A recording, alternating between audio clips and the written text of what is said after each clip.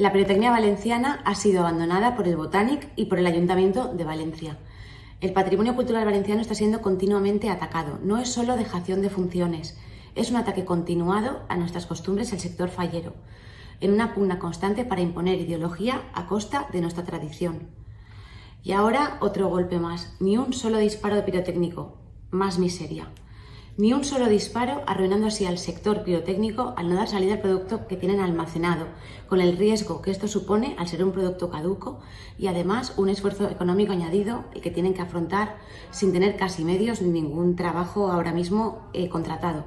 Han cancelado los petardos, la venta de petardos, han cancelado los castillos de la nit del foc. Desde Vox mostramos nuestro total apoyo al sector fallero y a todos los componentes porque son motor económico y cultural de nuestra tierra. Desde Vox vamos a hacer todo lo posible para preservar esta fiesta universal y vamos a estar siempre del lado del sector fallero.